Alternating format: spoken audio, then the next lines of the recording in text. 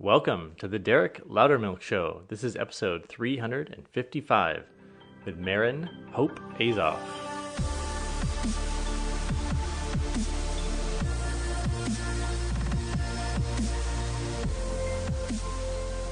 Today we have my good friend Maryn Azoff on the show, and her objective is to help people speak up instead of talking down, to help heal your voice and to heal the whole human race through song and expression.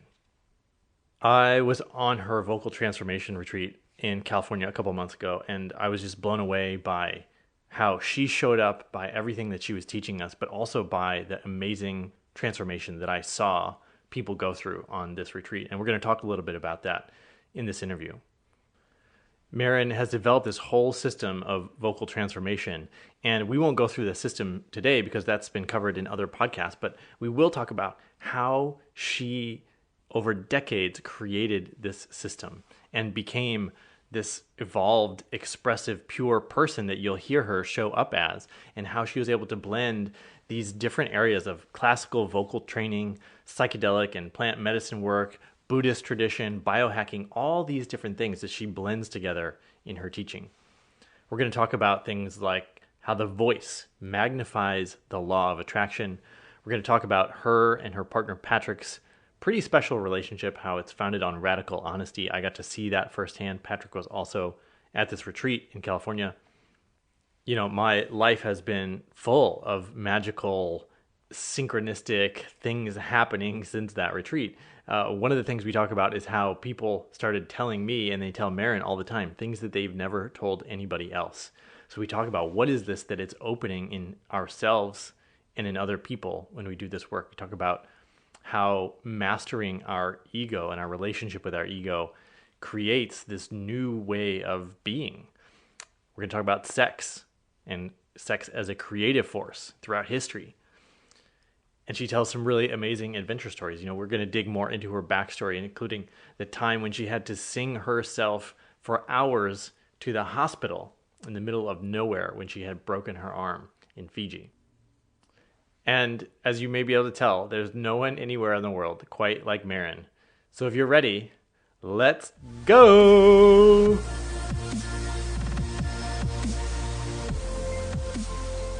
Maryn Hope. Maryn Azoff, welcome to the show. Thank you so much. It's an honor to be here.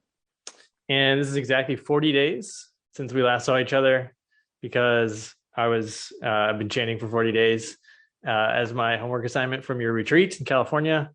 And that's when we met. And so good to see you again. That is fortuitous timing, isn't it? That's incredible. How's your chanting going? It's great. I love it. It feels good. Yeah, I don't know how.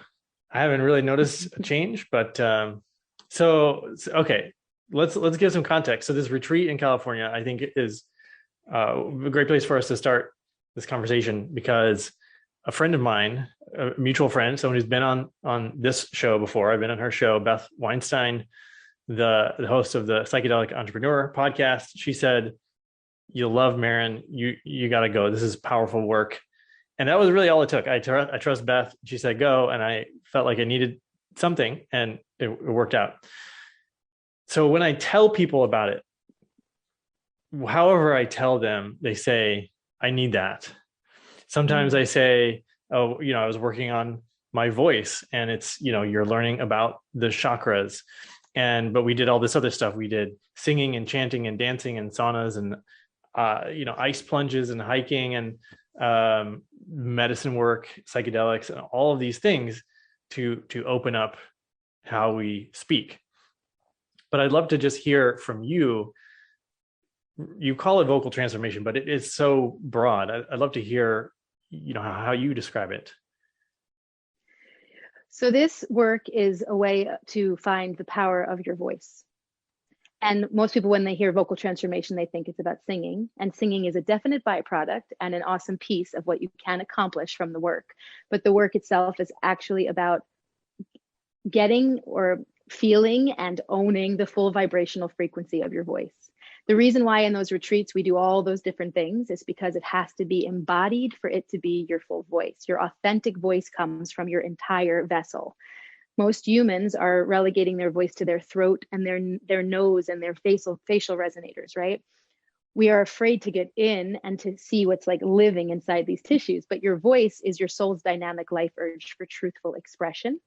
And that truth is the authentic experience of your life, right? So your soul wants to be able to express what experience it's having without any editor, without any questioning or self-doubt or control or manipulation. And what I do is I set up these retreats with all different ceremonies and prayers and experiences that we go through together so that you can feel your soul in your body and then express completely freely, right? To feel who you are in these new different experiences, to alter your mind so that you can actually let your soul speak its experience, and then to find your true voice. A voice that I think the human race has lost on a lot of levels. Yeah. I think that's why people say that's what I need, but they don't even know exactly what it is, but they know that they need something. Exactly. And so I saw other people go through physical, they look and sound different from this 7 days.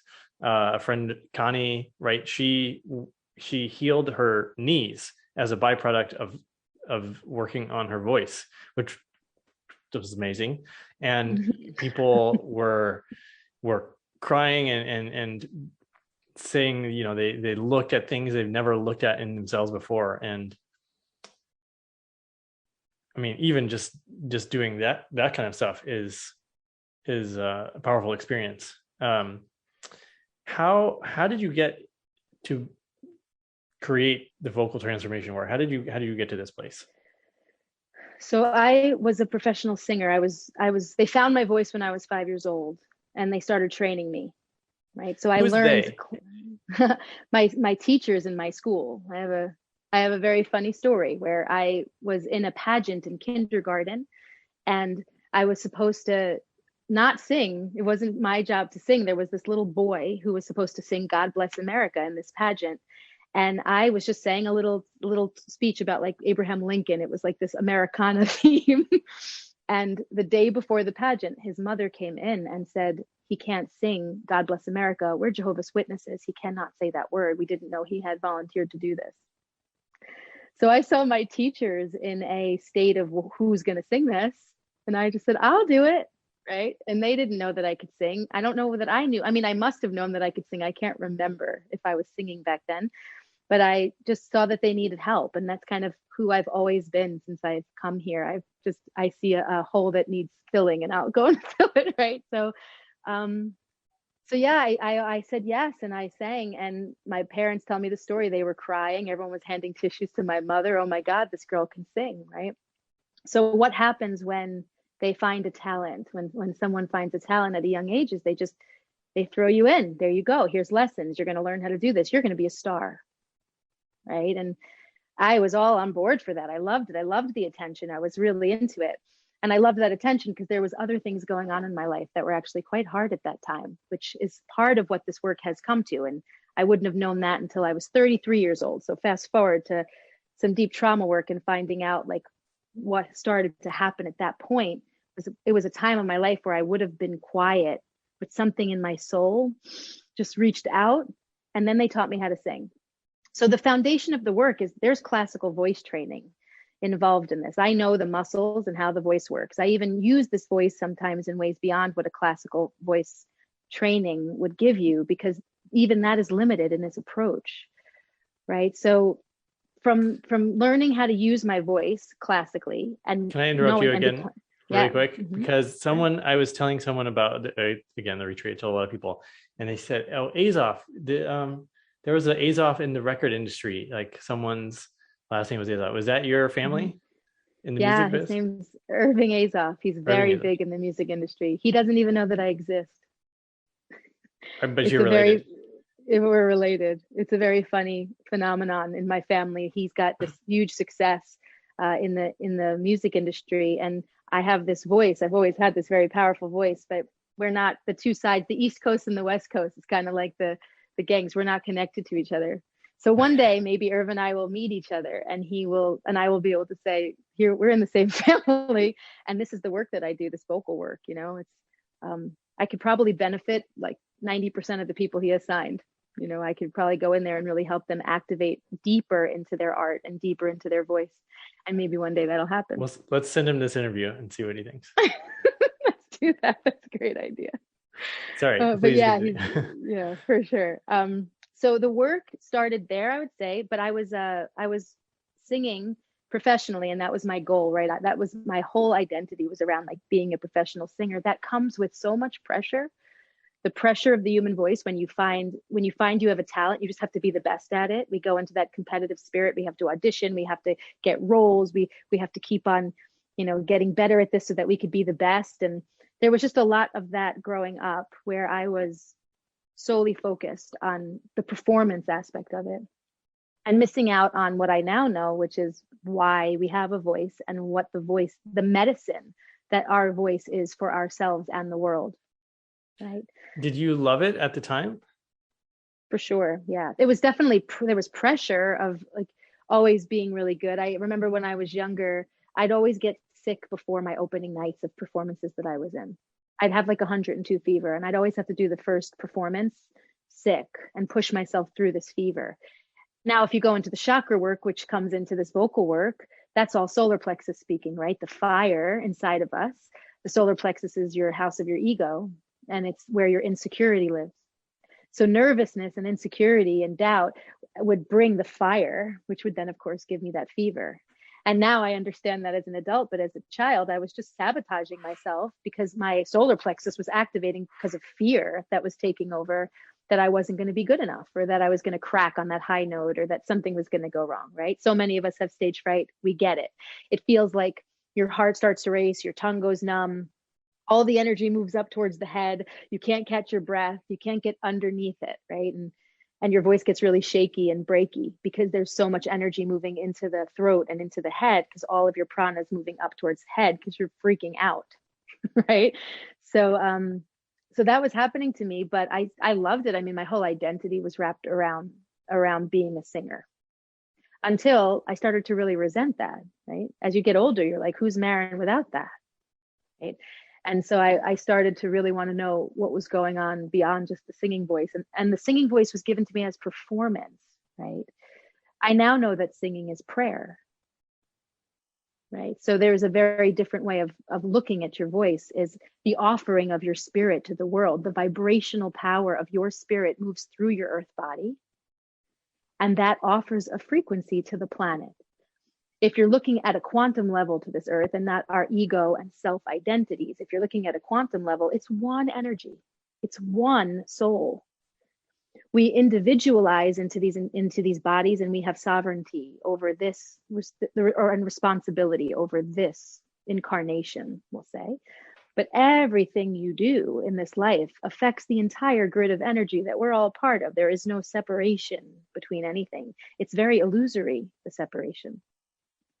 So I always say with your voice, what you say, what you don't say, how you say it, how you don't say it, and who you say it to and who you don't say it to, creates your life. It creates your world. In the ancient Vedic texts, they talk about the human voice as unmanifest form. The power within the human frequency of our voice creates the physical world. Can your listeners at home even think about this for a second? When they think about themselves, when they really bring their awareness into their own life and the power that they actually have. Most of us believe that the world is happening to us, but we are co-creators of this entire experience. And what we do every single day of our lives matters. And we expect someone from the outside world to think and feel the way we think and feel, and to do something. They're the ones with the power. We voted them into office. They're the ones who can make the vote, whatever it is, right? They're the ones with the money. They're the ones with the resources. I'm not that person.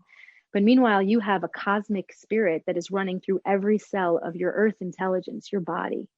And when you use your voice in that power, your physical frequency that gets created from that collapses into physical form.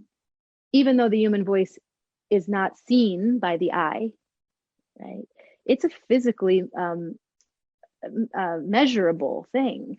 It's a frequency pattern coming out of you that then will collapse into reality.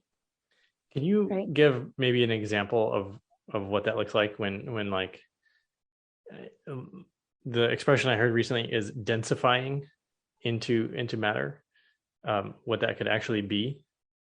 Well, it could be a lot of different things. If we go with the ancient wisdom that I'm teaching, which is Sanskrit, right? And if we go with where that came from 5,000 years ago, it was people meditating in chambers and chanting and visualizing a flower growing outside of the pyramid and walking outside, and the flower had physically been created.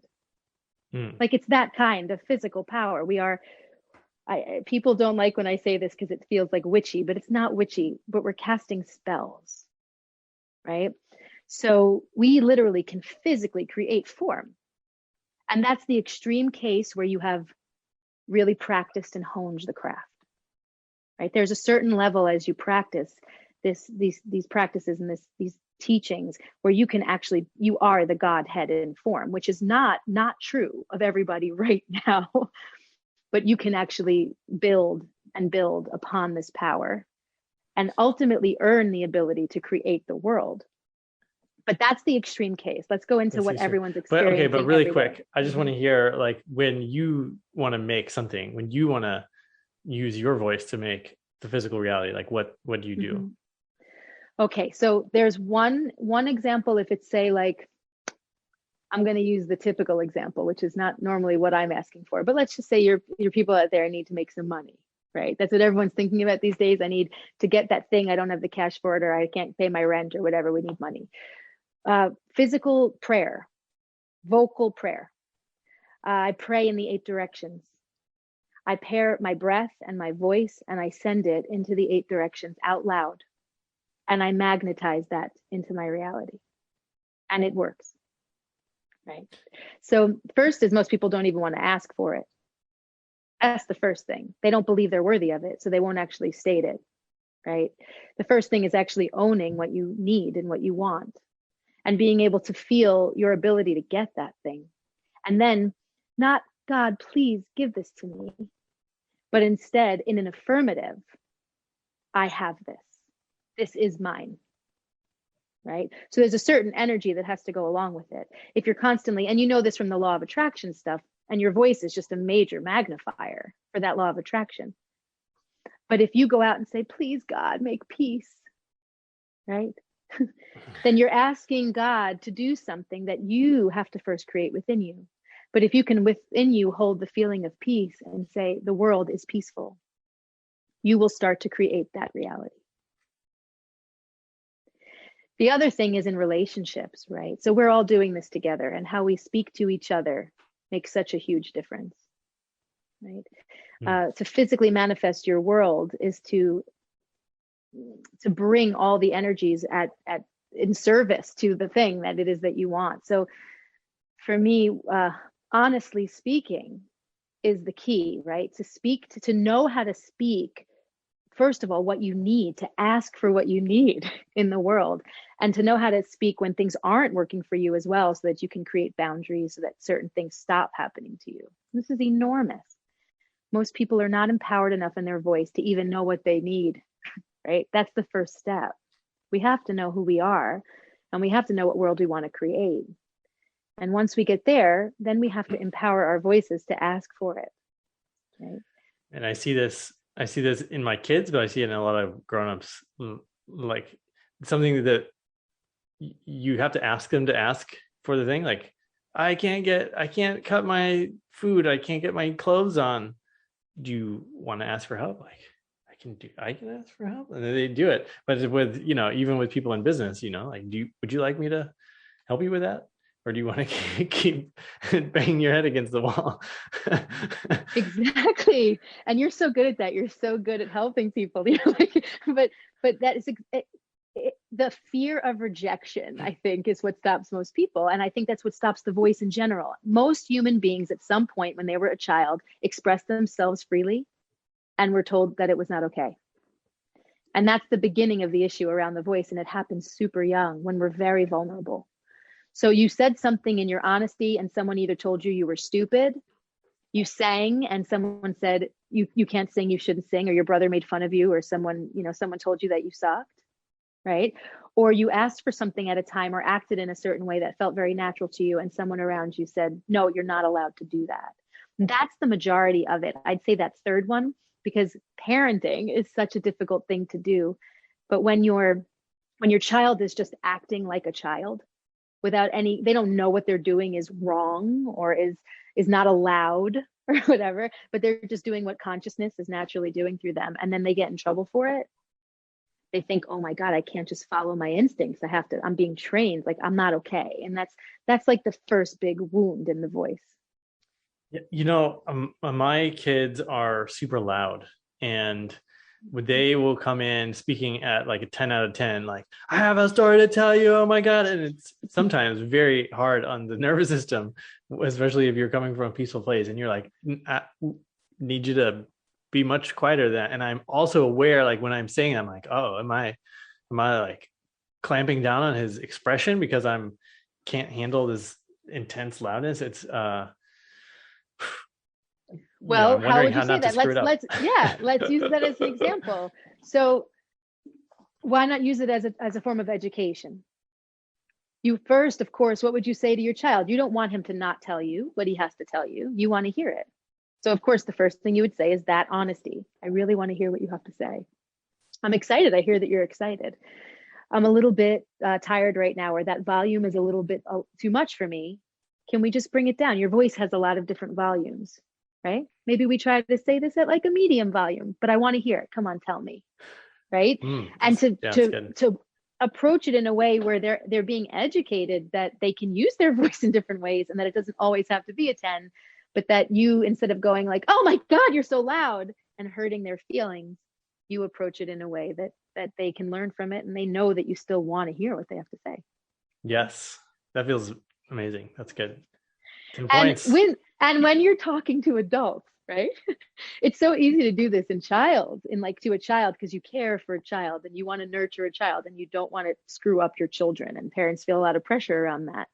But every single human being on the planet as an adult is a child walking around in a larger body. And if we would actually just look at the world that way, see the inner child, know our inner child, and see their inner child, this whole world would function so differently. Right? I see there's a lot of applications for, adult relationships, marriages, romantic relationships in this as well. We're still theoretically on the thread of like how you got into this, but I also want to make sure to ask about your relationship.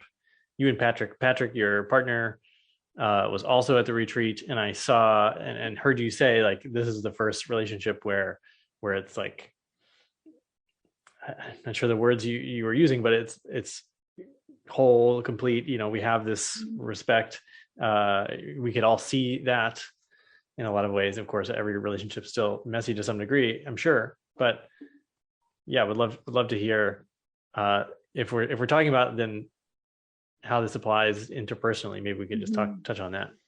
Yes, and we will go back to how this came together, because I do want to share like how the whole program works. But Patrick Surdam, my beautiful partner, so we are in a relationship that's the healthiest relationship I've ever been in. And it's challenging to be in a healthy relationship because your ego wants it to not be healthy because it's so used to it not being healthy.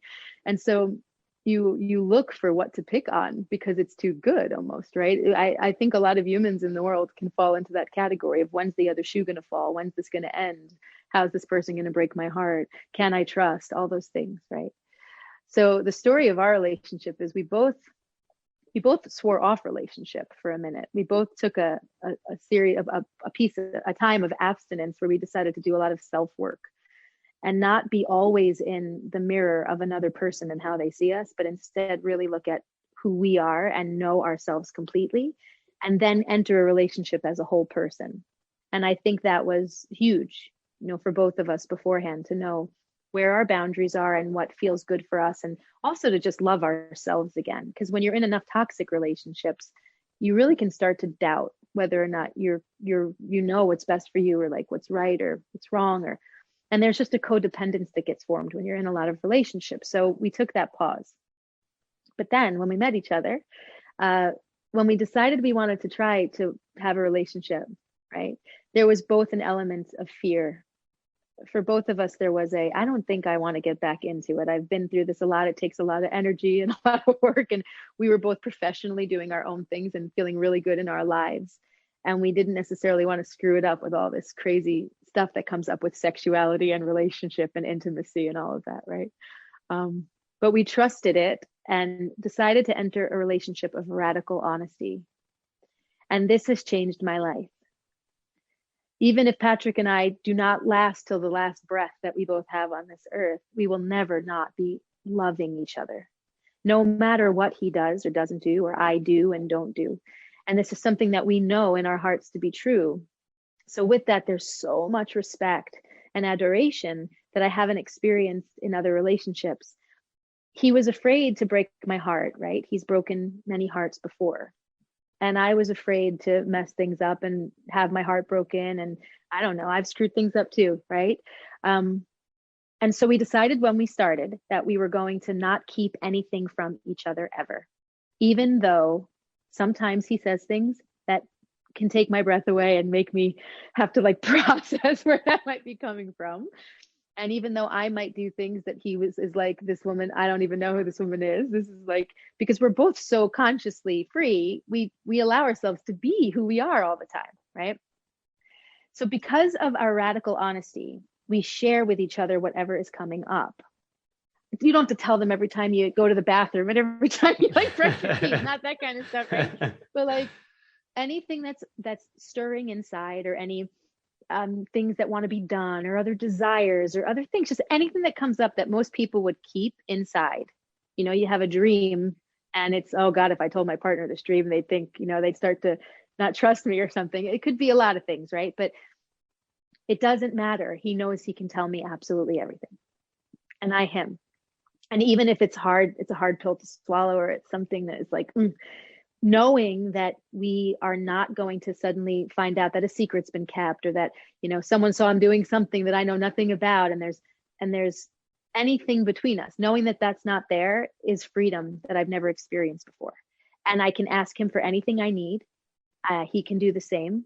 We can take space when we need to and not worry about what the other's doing. We can be together when we need to and love being together without anything between us, like, oh God, there's something that I'm keeping the secret, or anything like that. So radical honesty for me is the key for all of life, right? And there's a great book that you can look up, Radical Honesty, where he actually goes into it.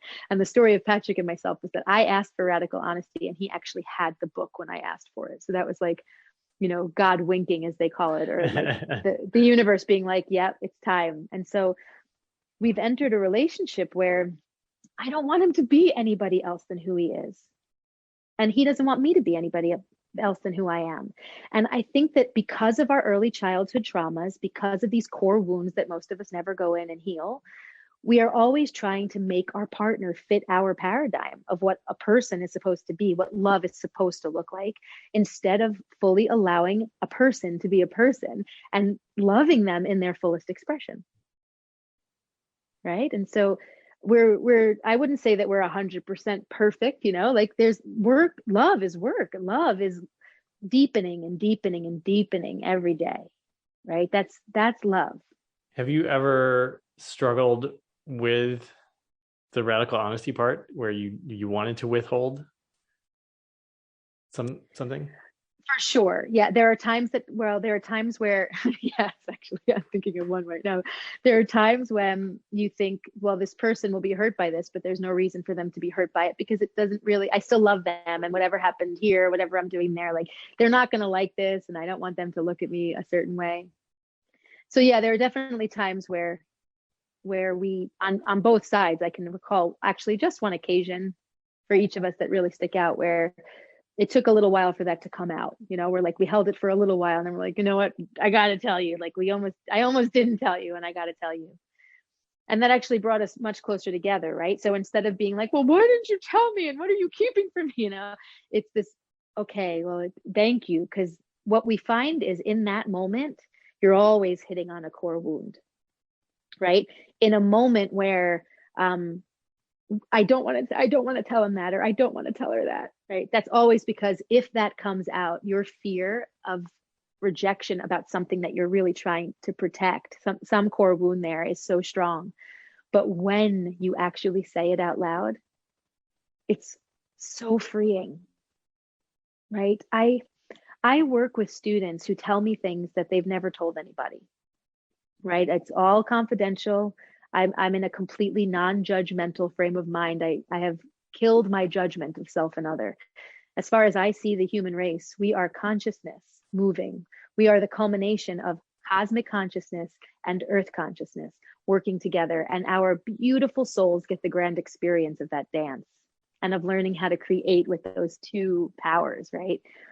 Anything that happens through us, whether it's lies or the truth, whether it's, breaking laws, or whether it's doing things that we are ashamed of, right? That's all just consciousness.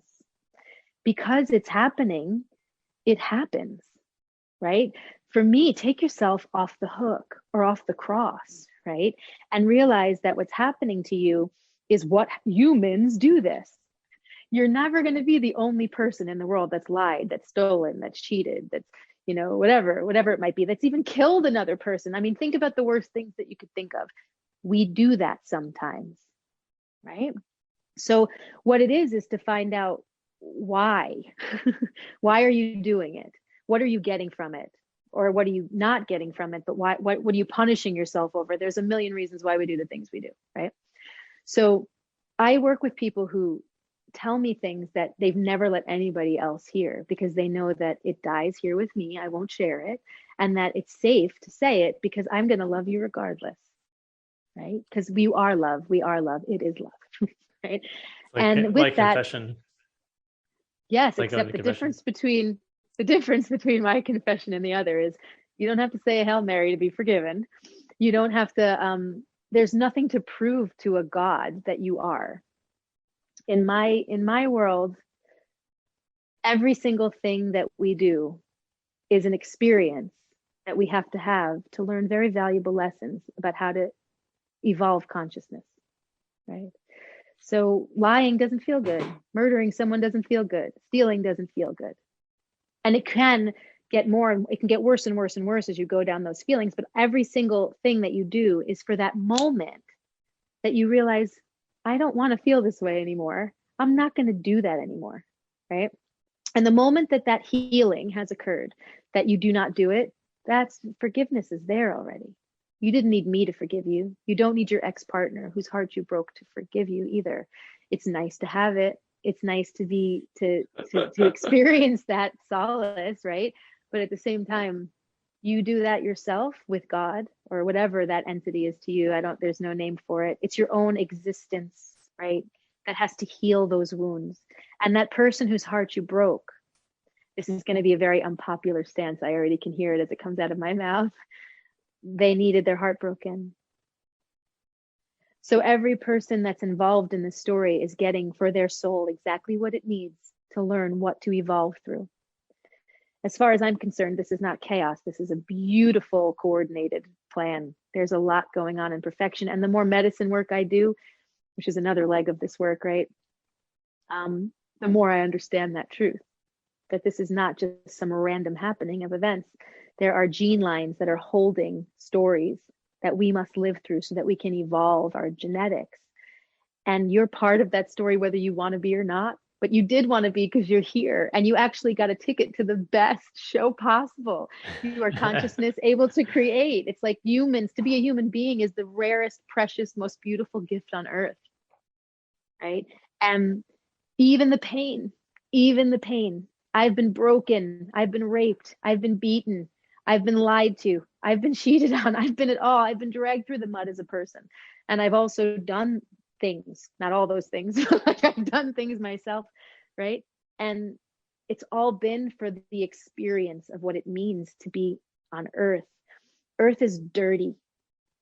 The little seedling grows through the dirt to find the light. And if shit is put on that, it grows even better. right? We use compost, we use the dead, decaying crap, right? And if that goes in the soil, that makes it even stronger, right? We're no different from we are the earth. So when humans want to just be in their high all the time, and when humans just want to be in joy and in like in love, and it's like everything's supposed to be good all the time, Patrick and I, back to the original question, we've only gotten closer to each other the more hard the relationship has gotten. When we hit those pockets where things are not pleasing and are actually difficult, then love gets a chance to say, well, how can love shine into this dark little corner?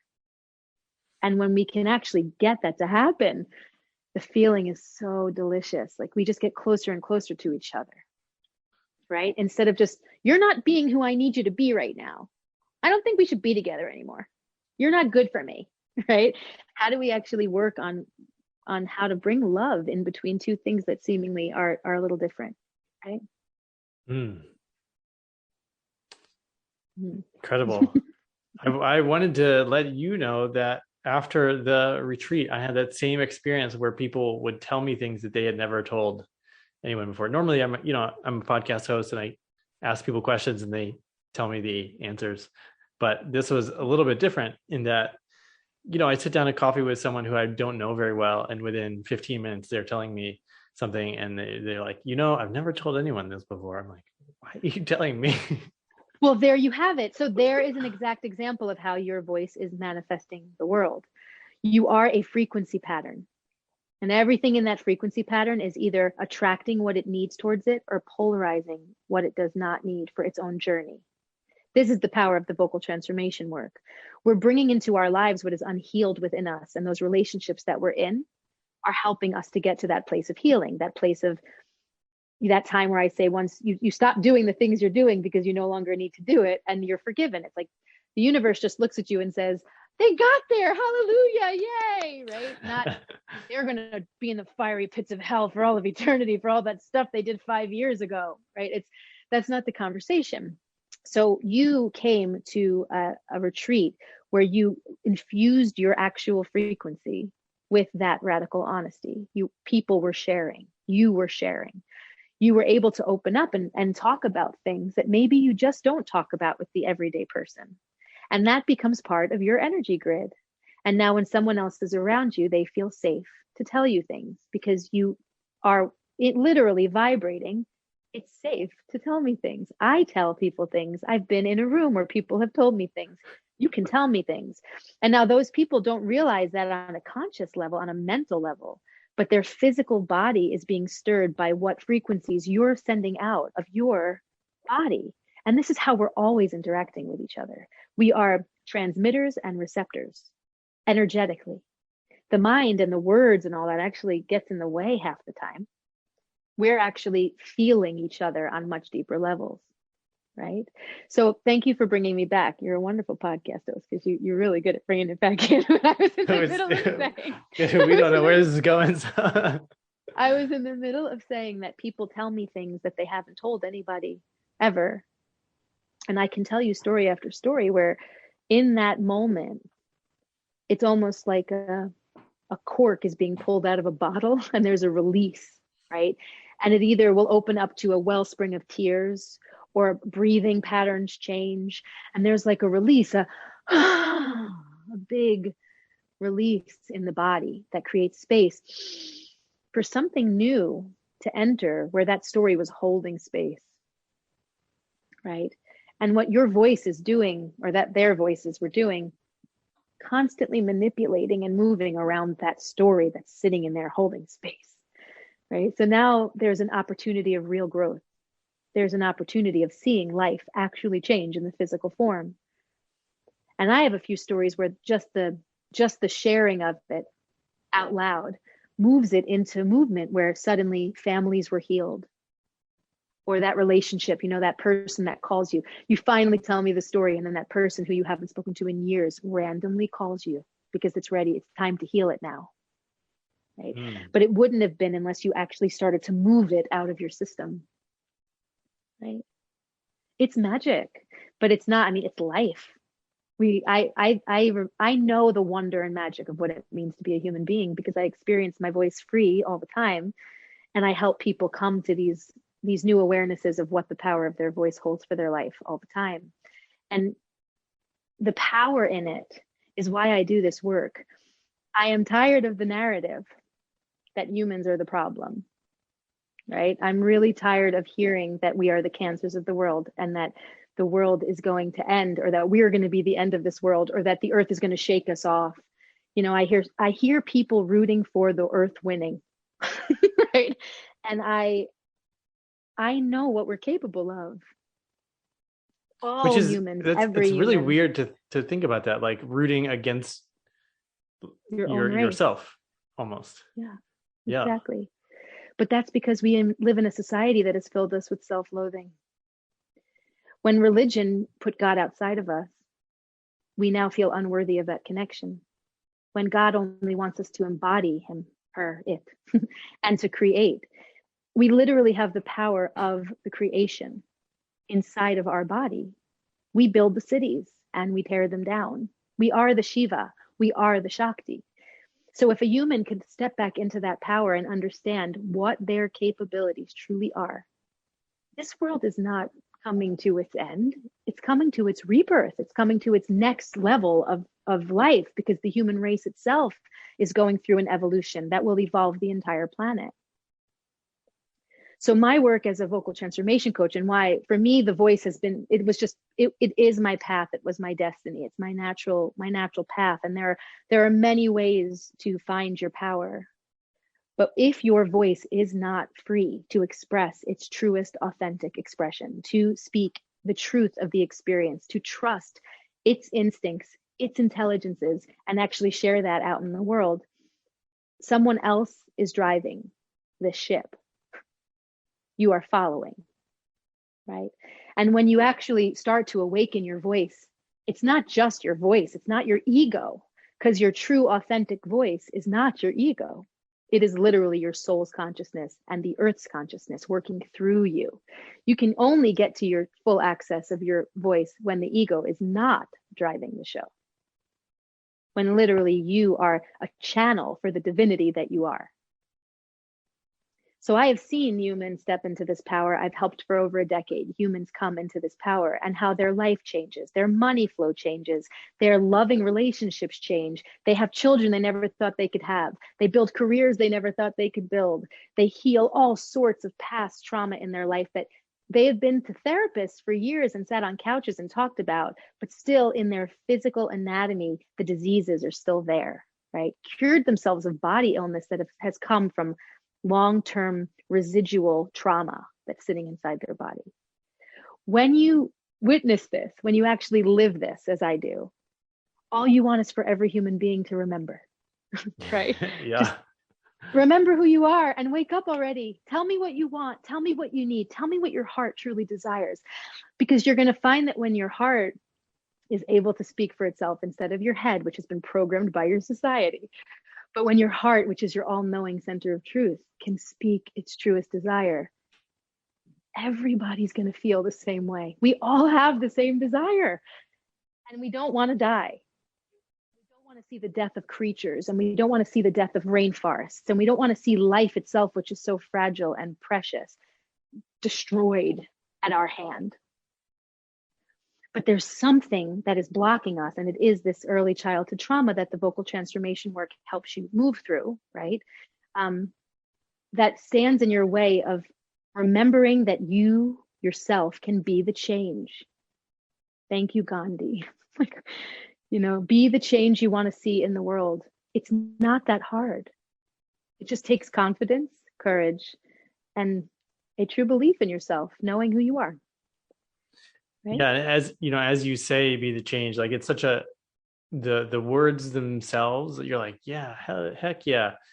But the knowing what that actually means is, I feel like out of reach until you go through like the type of work you're doing, right, to actually understand how to be the change you want to see. Well, it has to do with energy flow, right? It has to do with energy flow. So The work, right, it starts with classical voice training. We'll go back to kind of what the work is and Yeah, how it perfect. goes. Then I mix in, it's yoga, it's the chakra system, and it's the psychological development and the physical development of the human body as we move up through your chakra system. And then it's a bit of breath work and shamanic healing that comes along with it as well. So it's kind of a trifecta approach to understanding how your voice works, right? But your energies are stuck, they're stagnant in parts of your chakra system. And the way that our society has really pushed us to move, it's more towards cognitive function. So everything's about your head brain, right? And that is functioning your entire central nervous system. But the human being has three brains, which a lot of people out there might know. But if you don't, this is very important information. We have a gut brain, the umbilical brain, right? And you hear more and more doctors talking now about the importance of microbiome and the importance of how this gut, the way you digest your food, is linked into the earth, right? Physical health. This gut brain is actually running the entire body. It's the most important brain we have for physical existence, right? Because it's wired in through the womb intelligence, through your mother's womb and her mother's womb and her mother's womb, all the way back to when we were one gene code, the very first human tribe. And then we splinter off from that, right? And the Human Genome Project has proven that we're really only 0.01% different from each other. 0.01%. And that 0.01% comes from where we geographically moved as we started to separate from each other from that original tribe, right? And our body had to adapt to different food sources and different environments and all those things. But really, at the base core of every single human being, it's the same 99.99%, right? Your gut brain is tied into that information. Your gut brain is holding the information of your entire physical evolution all the way down your gene code back to the beginning of human time. So when we mess with our gut, which is what we see happening a lot with processed foods and, just not having the nutritional value in genetically modified foods and things like that, we find that we're going a little bit loopy up here, right? Humans are getting a little bit fried, and our lethargy and our energy isn't moving quite well, and we have more anxiety because our gut is creating like brain fog, and it's not, our cognitive abilities on the top are not functioning that well because our gut isn't functioning very well. Right?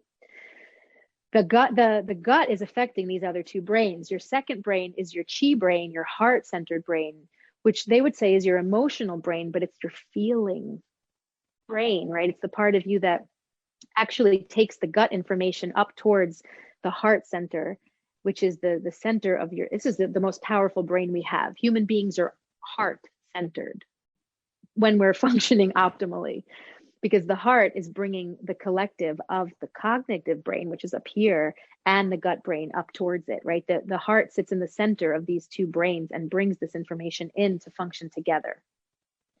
The cognitive brain up here, or your cosmic consciousness, your imagination, all of that that's happening, we give that the most power. It functions, yes, the entire embodiment. So it is the overseer of the body and what's going on, but it's being fed so much information from these other two brains. So all three of these brains have to function together for you to optimally exist. It is not one without the other. We can't just learn in a book again and again and again things without actually embodying it. You actually don't learn anything until you have physically embodied it. You might think you know it at a cognitive level, but you have not lived it to be the truth yet until it's in your flesh. Right? So we go to school and we learn about psychology. Sure, I can learn all about the personality types. I can learn all about psychology. I can learn and learn and learn. But until I actually implement it into my life and see that it works, I don't know it to be true at all. It's someone else's words on paper. It might make sense to me. I might align with it, like that feels like it resonates with me and it feels like it's the truth, right? But you don't know anything to be true unless it's in the flesh. If it's your experience, it's true for you. If it's not, it might be somebody else's truth and not yours, correct? So when these three brains are working together, that means that your energy will be flowing. You'll be embodying in your life. You'll be loving. You'll be giving love, receiving love. There'll be no blockages of emotional patterns that get in your way of like truly living your ultimate life. And you'll also have higher levels of intelligence. And beyond anything that any other human has taught you, you'll actually be able to channel stuff from the far beyond, which I know I experienced with you a lot during our retreat. You guys out there, Derek has some very profound abilities. But to be able to really bring in information that is even like, where's this even coming from? I'm just going to trust it, and knowing that, wow, that came from something outside of myself, right? That is the alignment of all of your energy centers, all of your chakras working together with no blockages, dormancies, and obstacles. Those dormancies and obstacles come from early childhood trauma that is not processed, from your core wounds. And the majority of somatic therapies talk about this as it's the primary thing. You can't keep telling yourself the same story about yourself and expect your life to ever look any differently. We have to move beyond the old story into the new paradigm. So the vocal transformation work is about going back to the very beginning and going through the story of your life up until now and finding all the areas of blockage, trauma, resistance, and healing it for once and for all, using the power of your own voice, getting that energy center open and moving, and then your whole flow of energy is different. And that's when you're like, people can know it, but they don't, how do I actually embody it? Well, until you step into a practice where you physically put yourself into this work, you won't. You'll say, oh yeah, they tell me that.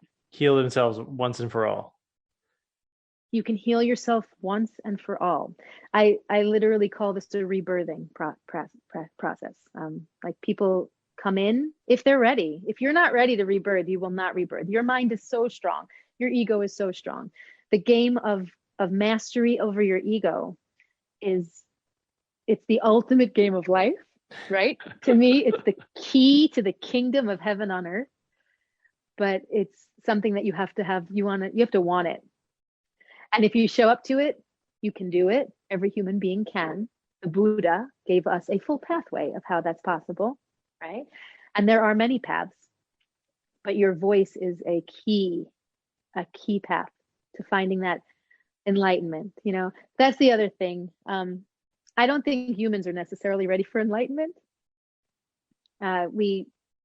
We want it in this way of like, oh, it's a great idea. Like, how do I kill myself? But the idea of death is so scary to humans that we're not really ready to kill ourselves the way that the Buddha did, right? And what I mean by self is not physical. I mean that ego identity, which is why we fear death to begin with, because the ego dies. Like, I have trouble throwing out my 5th grade homework that my mom was like, I kept this, and I'm like, maybe I should keep it. I'm going to want to know what I answered, right? That's the thing, right? We want to hold on to our identity so strongly.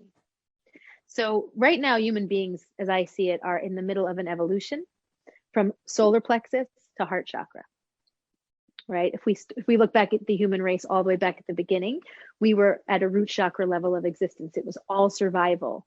It was hunter, gatherer, tribes, procreation, surviving winters. Like, how do we populate, and how do we get more humans? We figured that out, didn't we? Now we are at a place where our solar plexus evolution is moving up into the heart chakra. We've moved through the 2nd chakra with the rise and fall of the Roman Empire. 2nd chakra is all about sensory pleasure. So it was, indulgent eating into vomitoriums, and eating more. It was group sex, and it was these big, just this yummy time of like this age of just like indulgence, right? Yeah. And then there was a plague, which put an end to that. And we moved into the 3rd chakra, which is where God is outside of yourself, every man for himself, ego identity, right? And I say that because we became dirty, right? Like, this whole thing fell apart, and it was like, we're the sinners. We're now separate from the divine. And this is what we're crawling our way back out of. They put God in a body outside of ourselves, and they said, you're the sinner. You have to earn God. And instead of saying, wait, there's a way we can be, you can be one with it. And that's the 3rd chakra. So the 3rd chakra is representing your ego identity and your feeling of a separate self from the world. It's the part of us that creates all of our misery, because all the human being wants is connection, but we can't get it because we have this ego that makes us constantly feel separate. I'm curious about, you mentioned, I believe, the bubonic plague, sort of ending that second chakra. And what's the word for enjoyment of just earth's pleasures? Hedonism. Mm-hmm.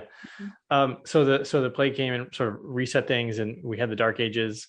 But how does this tie in with taking God outside of the self? Because I'm kind of curious about the progression of history and sort of the human, what we're creating. When did that happen? That was the beginning of like the extreme takeover of the patriarchal society. That was the beginning of like owning everything for Christ, right? And the puritanical surge that came out of seeing the hedonism, right? I think about King Solomon, who came before Christ, right? He had sacred prostitution. He had women who gave their body to the church, and wives would send their men to the church and sleep with these women so that they could actually have fertility. It's like the first book in the Bible where they're talking about this. Yeah. He used the power of sexuality, because within our sexuality, which is something that with this with the vocal transformation, we actually go into the second chakra and our major issue around sexuality. But sex is one of the greatest medicines that the human can bring into the world. Orgasm is healing. And it's an opening of a portal. It's an opening of a portal of cosmic consciousness through the body. And it's a merging of these two incredible intelligences. And it can heal a lot. But what it really does is it brings a surge of cosmic life force energy in through the embodiment. And so normally that surge would bring a baby, right? It's enough of a surge that new life emerges. But if you don't get impregnated and you're not bringing another human life in, the mere act of orgasm brings life to the planet beyond just humanity. And the ancient tantric texts talk about this a lot, but King Solomon, which is not tantra at all, knew this, right? And he used to have these orgies, these group sex acts, to bring in ritualistically, bring in that energy so that crops would grow, animals would multiply, that the whole society would thrive off of this energy that would move through the act of orgasm, right? If only the human race understood how precious and beautiful orgasm is, and what it actually means to have a real one. How did you learn this? How did you learn that about King Solomon? Where is that? I took a course a while ago around sacred prostitution. Yeah. I took a course at the Growing Heart Sanctuary. It was wonderful. The Lover, the Priestess. It was like we went into understanding this word that we find so dirty, prostitution, and the sluts, and like this, what we do around sexuality when someone is exploring and experiencing that energy. And there is a major issue in our second chakra where there's so much trauma and there's so much wound that sex has become a transmutation device instead of a transformation device, right? So sex is designed to be a transformational, beautiful, alchemical process. But when we're having sex with each other through a wounded self, we're taking a pain body that's living inside of our second chakra and we're moving it into something that's pleasurable. And we're also hurting each other in that process. We hurt ourselves more and we hurt each other more. In Tantra, they talk about this thing called the fiendess. When a woman has been violated or has been mistreated during the act of sex, it doesn't have to be rape. It could just be, no foreplay, no love, just like you get in the hole and then you're done, and then the husband goes to sleep or the boyfriend goes to sleep, or you're like, bye, nice to know you. And I mean, this happens more and more than I really want to admit about my beautiful human race, but it happens a lot, where it's just done for the visceral animal aspect and there's no real connection, which is what it's designed for. This energy gets stuck inside of the woman's second chakra, and it creates this thing they call the fiendess, which is an egregore of sorts, or an energy body that literally wants to destroy. So women will become vicious, and the first act of viciousness is towards the self, because it's in the self, but then it becomes the projected viciousness outward. And it's so tragic. I actually, another not very popular stance here, because I support and love my women completely, and I'm 100% with the Me Too movement as far as women needing to vocalize when these lines are being crossed. But I see it very clearly with the Me Too movement that the female wants to tear the man down, right? This is ancient wisdom at play here, as I see it. Yes, they've been mistreated. We have been mistreated. Yes, we have been used, and we've been put those ceilings on us, and they've made us feel like we are not as powerful, and this needs to be rectified. I don't think that rectifying it is actually tearing down the power of the man. I think it's going to come with healing. That's the only way it's going to come. How do we actually rehabilitate an issue, right? How do we actually nurture the divine masculine instead of always talking about toxic masculinity? We have to instead bring it into the divine, which every man possesses. So when I see the women tearing the man down, it's just very non-feminine to me. It's very unnatural. Mm-hmm. We are the nurturers. The female is the nurturer. We are the life givers. We support life. We create life within our womb. We bring life. And whether that's in a child or not, that's how the feminine is on the earth. We are the nurturing force, right? So when you see this interplay where there is toxic masculinity, where there should be divine masculinity, right? The female, that's the wounded one. This is not her fault. I'm not blaming us. I mean, this is just a natural thing, right? It's our instinct is no, right? And we are powerful, and we will tear you down. That is showing up as a second chakra problem, right? We need to move through that so that we can actually heal ourselves and each other, and then move all that energy up towards the heart, which is where it's dying to go. It is dying to get to unconditional love. And that's why our religions are showing us that, right?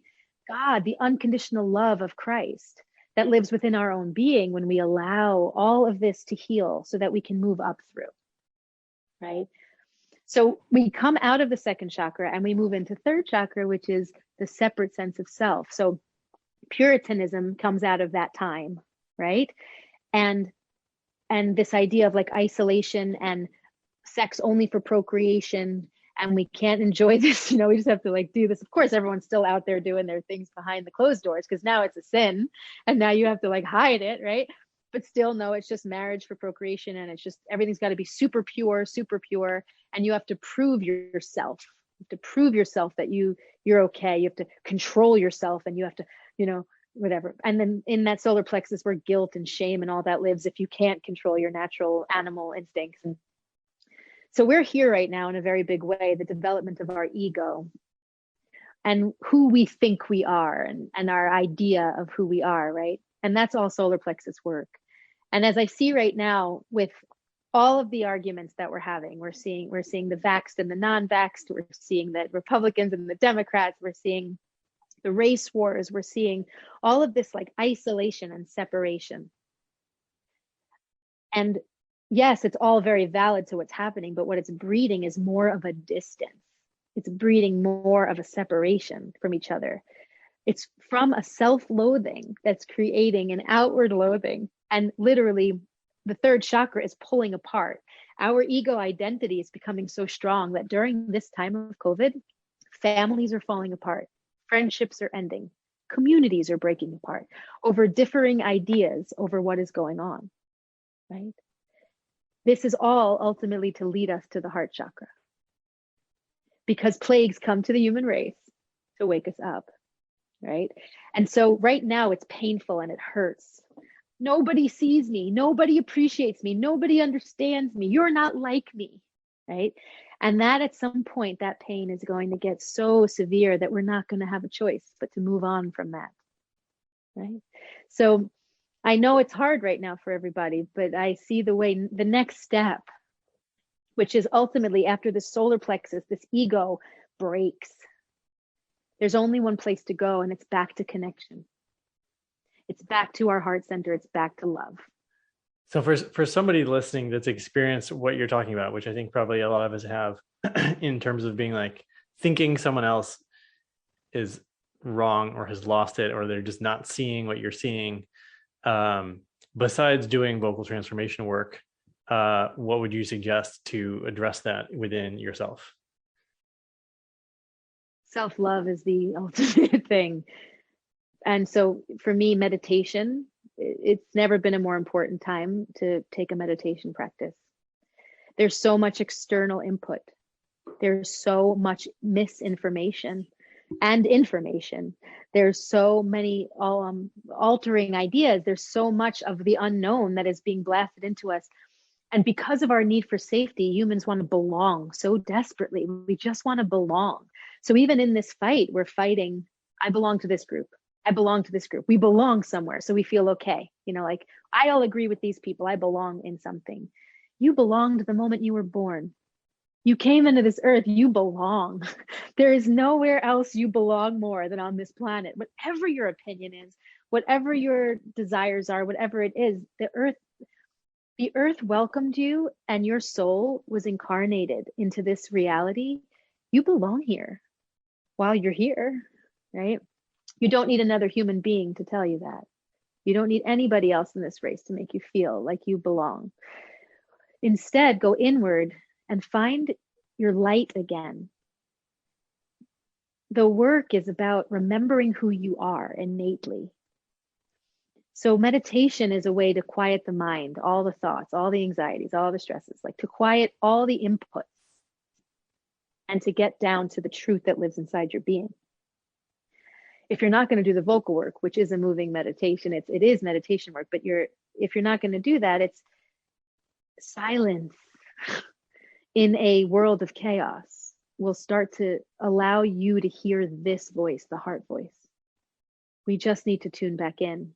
And when we get into the heart chakra, self-love is much harder than outward love. All of the broken relationships, all of the falling apart really comes from a lack of self-love, self-understanding. If you knew who you were, if you knew how beautiful you were, how powerful you are, if you knew how blessed you are, if all those things, if you understood your consciousness and how precious your life is, you would treat yourself differently and everyone else differently, right? And so I always find when I'm working with the heart chakra, it's always about balance of giving and receiving, right? Humans need to receive just as much as they give. And we find that in our world, we give, and we have a harder time receiving. Even a compliment is hard for most humans to actually receive. Like, oh no, don't say that, you know. We can't receive, right? And so that's the actual first half of giving love. We have to love what we are to really understand what everything else is. So I guess that would be my advice. Whatever your pathway is towards that, music, yoga, dancing, you know, get back into your wild nature, find out who you are again, come back to yourself and love yourself. And from there, approach the world. Know how much power you have in your loving center. The ego is strong, and sure, the ego could do a lot and tear a lot down. The heart would never hurt or tear anything down. The heart wants to create in connection. Do you know Sachidananda, Swami Sachi? You know no. Sachi. He was a very well-known Swami in the 70s. He actually did the opening ceremony for Woodstock.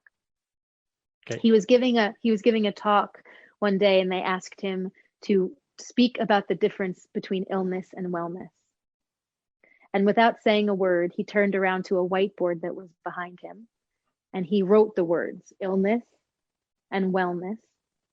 He circled the I, and he circled the we, and he walked off of the stage. Love it. So this is the big movement of the human race right now. I is the solar plexus. We is the heart chakra. Where there is too much I, we are separate from the source. And dis-ease is the only possibility in that. Moving into the we are connected to the source, and the heart center is the love that can heal all illnesses known to man, right? And that sounds really cliche. And I know that. And I always say that cliches are the truth that the heart understands, but the mind can't quite figure out. So it's tired of hearing it. Yeah. Right. The heart is a vibration, it's a frequency. We're not talking about love in the conceptual way that like humans talk about love. We have not figured love out as a human race. Love is still a game of ego. Love is still, what do you do for me? What do I do for you? Does this work out? Like, love is still completely a concept, because we can fall out of love as a human, which is a lie. Love is what it is. Love is life itself. You are that love. If you haven't felt that inside of your embodiment, it's still a battle of your solar plexus and your ego, right? When we get to the heart center, we open up a frequency. That frequency is chi energy. It's what Tai Chi and Qigong are all built around. Chi energy, which is the life force, the pranic life-giving essence. And when you open up that heart chakra, your whole embodiment gets fed in a flow of frequency that moves disease and brings everything back into balance. You can use your voice to do that. This is man, it's great. I feel like your wisdom is just sort of like washing over me. I'm just sort of listening to you here. And I'm also aware of this curiosity around, again, how this all came to you, because we were on this track of understanding you were a professional musician, and then you like learned all this stuff, and now here you are. Exactly. Okay, so an abridged version of that story is that I was involved with a record label when I was a teenager, and I had a horrible experience with it. But I thought, oh, I'm about to become a star, right? The dreams are coming true. All the dreams of my life. You were a teenage professional. At 19 years old, I was involved with a record label that I was going to hopefully make an album with a group, right? And the experience itself was so debilitating. It was really hard. It was an R&B hip hop group that we were put together, a harmony group that was popular in the 90s, right? And cool, yeah. It was like this moment where it's like, oh, we can go become famous now, you know. And I was with two girls, one of which, like, both of them, we just wanted to be stars. I mean, that's the dream, right? Everyone wants to be a star. Does anyone know why they want to be a star? They just want the money and the fame. And I mean, do you even know, if you're going to be a star, what your message would be for the world? If the world is looking at you and the world is listening to you, what do you want to tell them? Right? At 19 years old, do I have any idea what I want to tell the world? No, I actually just want it for myself, right? The ego game of, I'm going to be a star. Everyone's going to know my name. I'm going to be famous and beautiful. I'm going to get into all the hot clubs or whatever. It's like, what were we even thinking about then? Anyway, I ended up in a situation where I was literally like so stifled, and the self stuff, like the insecurities and everything, started coming out. So we couldn't write our own music because the money's in the writing and the label wanted that money. We were singing songs that meant nothing to my heart. It was just hip hop, like R&B music that was good dance tunes, but like as an artist, it meant absolutely nothing. It was just like, okay, I'm just doing what I'm supposed to do, right? Following the formula. And I really had this major moment where I realized existentially that this was not my dream, right?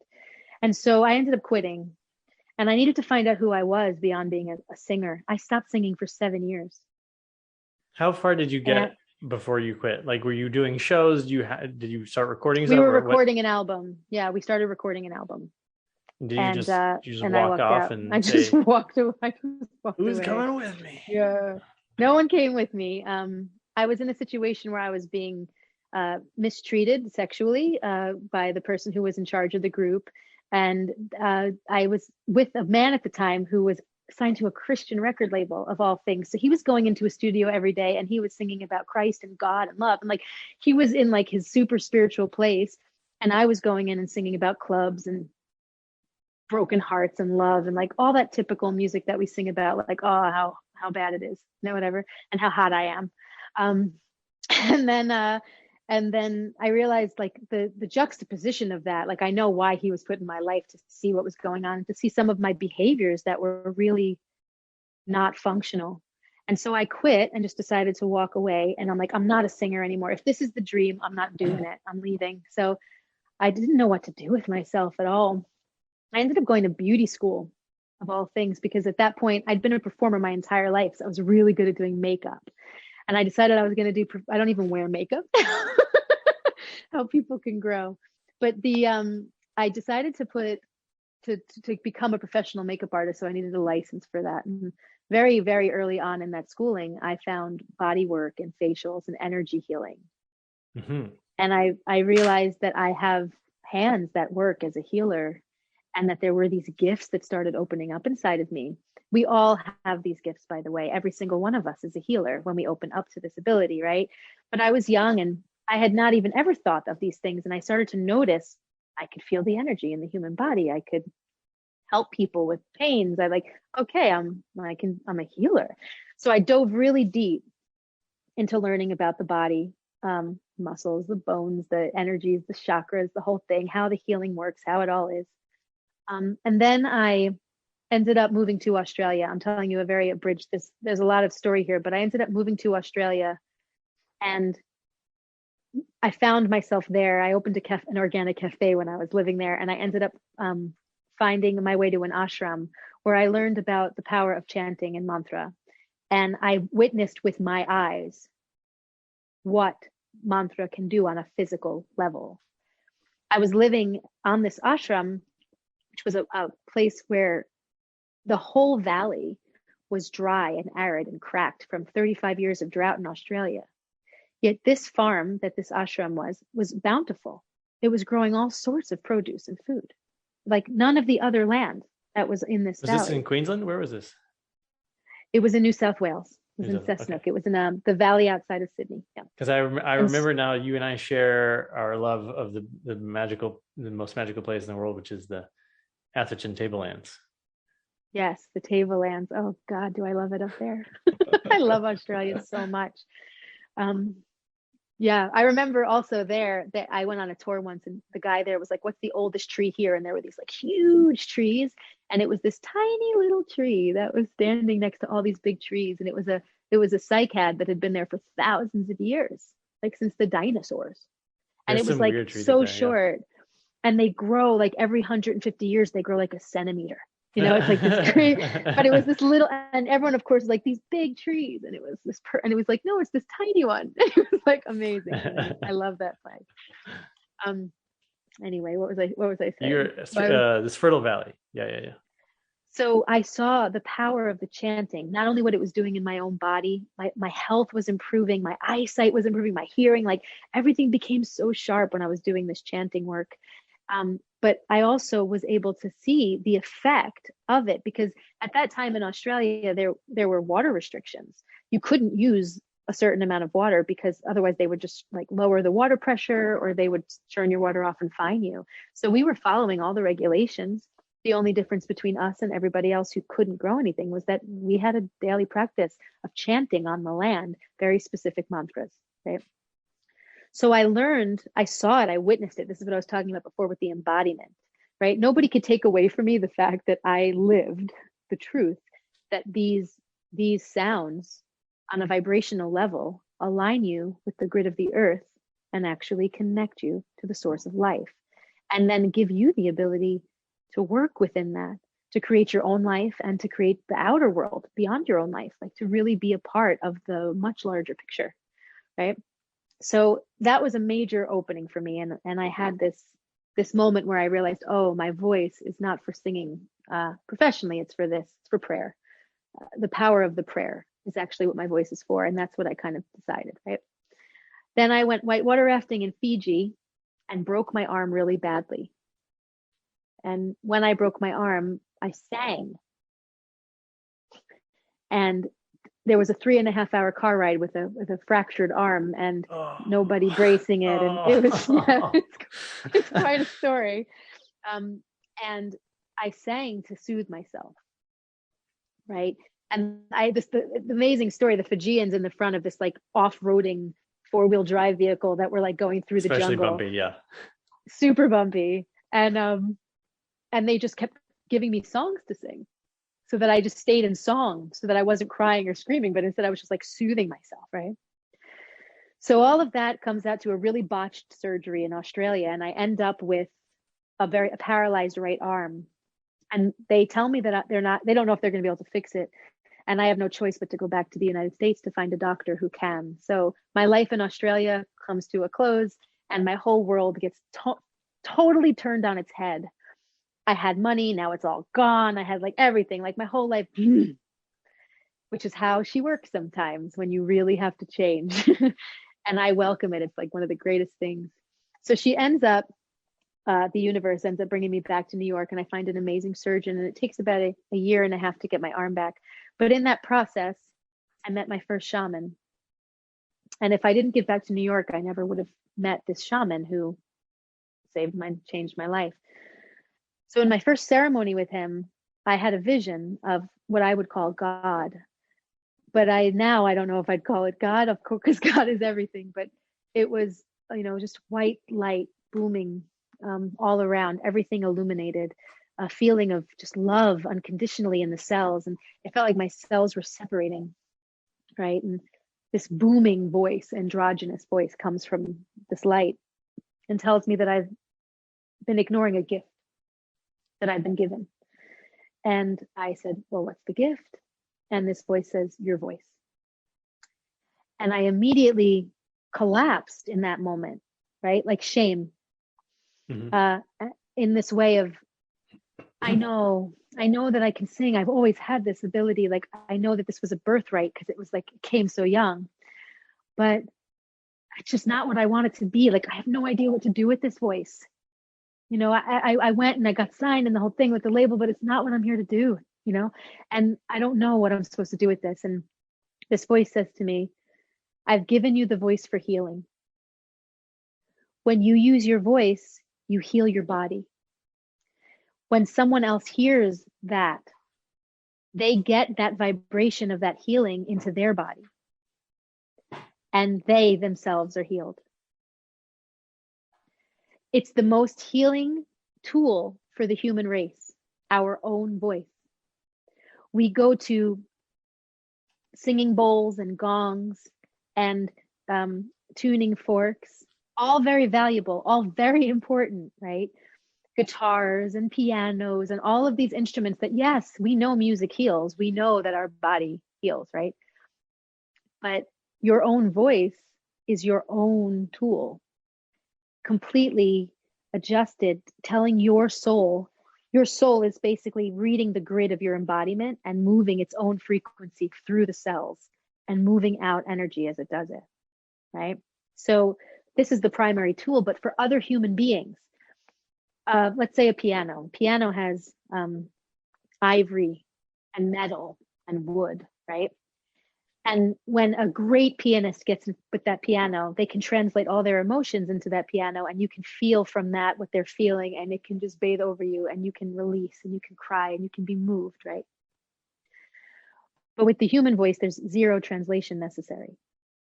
Yeah. Your body directly understands what is coming out of my body. It's moving from skin and blood and air and bone. It's moving through what you are, right? So there's no translation. It's a direct transmission from one body to the other. And this is actually how we function every day, how we speak to each other, not just singing. Vibrationally, we are communicating at a much deeper level with each other than our words alone. God didn't say all those things, but that was a side product. God said to me that this is the most healing tool. And when you use your voice, whoever is in the room gets bathed in that frequency. And if they need healing at that level, they will be healed at that level, right? So then God said to me, every time you have been asked to sing for the past 7 years and you have said no, which had happened a lot, you've been spitting in my face. And that shame went so much deeper. How could you spit in God's face, right? And I just felt so much guilt. I mean, that's the way that the church and the temples and the guilt of like, how can I spit in God's face, right? And so I begged him, I said, please forgive me. I don't want to spit in your face. What can I do for your forgiveness? And this voice said to me, promise me moving forward, if anybody asks you to sing, you're going to say yes. and all is forgiven. And I, of course, for my life said, of course, God, I will say yes if anybody asks me to sing. I don't want to go to hell, right? And with that, the shaman taps me on my shoulder. And he says, canta. And I'm completely as high as a person can be on ayahuasca. And I'm looking at him and he's got this big smile on his face and he's saying canta. And I have no idea what he's saying to me. And the person in the circle is like, he's asking you to sing, Maryn. And I was like, now? See. And I knew in that moment he had seen the whole interaction, right? Yeah. And I remembered as a child, there was this book, The Way of the Shaman, that my father used to read to me as a child. And they talked about how the shaman can see interdimensionally and shapeshift and all those things. And it was like this wild story when I was a kid, you know, like I didn't know if I believed it or not. But in that moment, it all was like, he just saw this interaction and the medicine just told him to come get me to sing because I just made that promise, right? It was like the timing was like, couldn't even believe it, right? So then I was like, well, how do you sing? What do you sing? I've never sung in a ceremony before. I've never been in a ceremony like this before. Like, what do I actually share? My mind started running a mile a minute with song ideas and like fear, and my heart's racing and my tongue's going numb and all. And that was when the medicine came to me and just said, why are you scared? You sing. Why are you scared? And I said, I don't know. What do you sing in a ceremony? I don't even know. And the medicine said, no, this has nothing to do with that. Why are you scared? And she took me down this rabbit hole in a room of people who barely know me, don't even know me, you know, like, and took me down this rabbit hole and took me through all the times in my life that I had compromised my voice, that I'd sold myself out for what I thought I wanted, that I had failed, I'd missed an audition, or I did something, like all the times I had like bottled up insecurity and shame around my voice, right? And I cried and cried and cried and got through it. And he didn't do anything. He just left the room to watch me do that. Right? And then at the end, there was a song that was waiting there for me. That was about burning all of life to the ground so that new life could grow. And it was a song that I hadn't heard since I was 18 years old. Right? And I sang it, and that was the beginning of it, right? That was the first step of bringing my voice back through the medicine. But if you fast forward about 6 months, I'm in another ceremony, and she said to me, you know, you have the ability to open up people's voices. And I said, I do.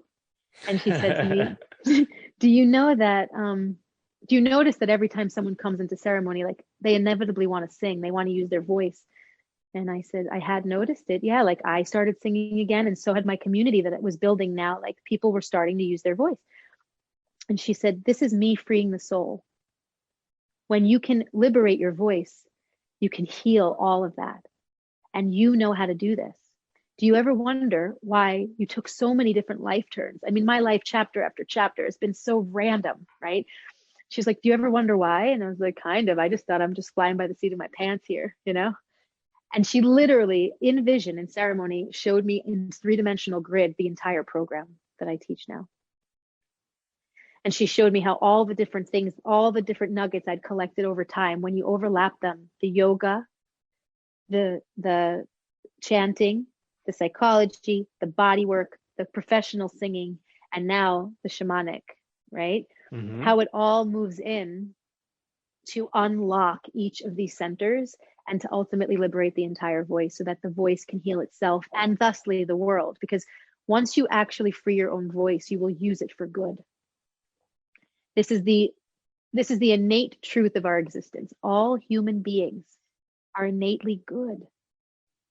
It's layers and layers of trauma. It's layers and layers of egoic manipulation that has happened to us that moves us into compromising who we truly are, that gives us the feeling of separation, and that separation will let us hurt one another, mistreat one another, mislead one another, right? It's all about self-preservation. But when you actually open all this up, you'll be reawoken into the warrior of light that you are. And you will use your voice for profound good in this world, profound good. And sometimes that good is not, I'm going to save the planet. Sometimes that good is, I'm going to really love my child. I'm going to give them a great parent. That is enough in this world of most people in pain. It's enough to just really love your child. It doesn't mean you're a failure. You didn't go write the best sonnet, or you didn't go, create the rocket ship or whatever it is you're supposed to do. There are varying levels of what we've all come here to do. And in life in general, anytime we can bring love into the world, we've done our job. So whatever it is that drives you in love, get your voice behind it and start to do it. And you'll see just how good the human race actually is, right? So that's how the whole system came together. There's the story of the system. Yes, and that's what I was looking for. I was looking for, the twists and turns of your life, because there's nobody else who could have put this together, I don't think, because it's just such a wild, story. Okay, going back to, so can anybody ask you to sing at any time and you will? Is that still true? It's still true. Will you sing right now? Oh my God, what do you want to hear?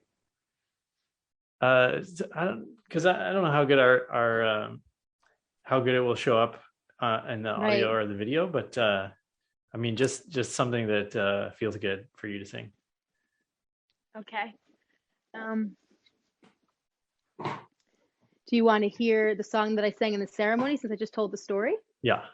Yep. It's a serious song. Is it okay? And it's not upbeat. It's well, serious. Actually, I want to hear, because you sang songs in our ceremonies that were beautiful, and so I want to learn to sing in ceremony. And I heard somewhere that the psychedelics, the plant medicines, are like they open the door, but then the songs like create the experience. That's what sort of structures the experience to some degree. Mm-hmm. Right. So the Icaros, they're called Icaros. Icaros, yeah. And they're literally songs that the plant teaches the shaman to sing. And the medicine gets you in a certain frequency pattern, but the song goes in and administers the healing. So the way it was taught to me is that the spirit of the plant itself requires the human voice to ride on so that it can actually come into the physical world in this way, right? Our voice is the chariot of the spirit that is of that plant that will come in and now work the body, right? And I mean, I've witnessed so many miraculous healings. So are you wanting a medicine song? Yeah, just like doesn't even have to be a full, I don't know. Yeah, right, well, I'll sing Dansan. I'll sing okay. Dansan, okay. which is a song that is it's a medicine song that calls in the ancestry, our ancestors, to guide us and to heal us in our relationships and in our journeys, heal our hands. I mean, work our hands, work our feet to just support us so that we can make the best decisions for the future, right? So this is a cappella now. There's normally a shruti, right? Okay. Danzan los años, danzan y los caminos nos ponen pruebas. Danzan los años, danzan y los caminos nos ponen pruebas. Pruebas de fuego, pruebas duras, batallas y decisiones. Pruebas de fuego, pruebas duras, batallas y decisiones. Espíritus protectores y mis ancestros van de la mano. Guían de mi energía, mis emociones y relaciones. Guían de mi energía, mis emociones y relaciones. Ella, ella, ella, ella, ella, ella, ella. hey ya, hey ya, hey ya, hey ya, hey ya, hey ya. Mm, thank you. Ooh, that was You're good. welcome. What a treat. There's just one. There's so many songs. I take notes as you're talking, and I had like written sing and underlined it like 4 or 5 times. So I was like, I better just ask her to sing. Yeah, I mean, I know thousands and thousands of songs, but there's one example. But yeah, I can't say no now. It's like a thing. But I also don't get nervous anymore. I just share my voice. And that's something that I really emphasize about this work, not just your singing voice, but your speaking voice and anything. If you're someone at home who, if you were asked to speak in front of a room right now about something that you're passionate about, and just the thought of that makes your heart start to race and like, oh my God, your voice is a gift to us. Your spirit sharing its experience, your unique perspective on the world, right? This is a gift to every other person who gets to hear it. And if you don't feel that within your being, then there's some work that you really should think about doing so that you can be of your greatest impact on this planet. And like I said, that doesn't mean you have to go become a TED talker or be a politician or go like, raise millions of dollars to save anything. Like, I'm not, if you want to, you could and you should and you can and do it, right? But I'm even talking about the slightest ways that you speak to people, that you interact in the world that makes such a huge impact and a huge difference. It's the ripples, not the waves, right? And all of us are those ripples. So if if the thought of being asked to sing and you actually being like, oh my God, I can't, there's insecurity in there that you actually have the power to move. I don't think of myself like, oh yeah, I'm the best. I'm the best singer in the world. I'm the best voice there ever was. Like, it's not an ego game that I'm talking about here, right? I'm not saying you should grab every mic that's in front of you and be like, listen to my voice. Like, that's a different story, right? That's work too. Grab every I'm just shower saying head that's in front of you. exactly like, this is my voice. Everyone hear me, right? Um, but ultimately, to be able to confidently stand in your skin and speak your truth and sing your song, whatever that may be, or tell your story to the world with confidence, this is every human being's birthright. In Buddhism, they say primordial confidence is what Mm. we are born with. The confidence of a human is primordial, which means just the fact that the cosmic self and the earth intelligence has come together to give you birth and you life in this realm should already imbue you with the utmost confidence. And you need to find your power and your alignment with that intelligence and honor that and trust it. Your instincts will never fail you. Just trust your instincts, right? And a lot of what vocalization is your instincts. When you're not in your instinctual self, it becomes more fragmented and more contrived, right? Yeah. So This is a great time to tell people how they can work with you. okay. So really exciting. In January, I'm going to be having my first flight of an online course that is finally coming out after all these years so that more people can work with me. And I'm a part of that course. So there'll be bi-weekly call-ins with me where you can ask me questions individually. So you're going to get some access to the teacher. But it's a 4-month course. It's reasonably priced, so it's perfect. If this is your year to find your voice, go to www.vocal-transformation.com, and there's a way to get us your email and sign up for the course. And that'll be starting in January. But go on now and sign up because people are already signing up. So you should definitely go on and be Okay. a part of this. Then the other thing is the retreats, which I absolutely couldn't recommend more if you want to come in and get a real breakthrough experience. So I don't really call them retreats, I call them expeditions. Because as you know, as you've experienced, Derek, I work you, right? You're not coming to just hang out in Costa Rica or come hang out in Mexico or come hang out at Ravencrest Farm here in New York where I like hold these retreats. You're coming because you're ready to see the change and I will work you. So we go through day after day exercises and different components of the chakra system. We heal by sharing with each other. We hold each other in sacred space. And the majority, not all, but the majority of the retreats have some sort of sacred plant medicine ceremonies to help us crack in deeper. They are not mandatory. So even if you don't work with medicines, you can still come and be part of the group without being part of the medicine ceremonies. And there are some retreats that don't have medicine ceremonies.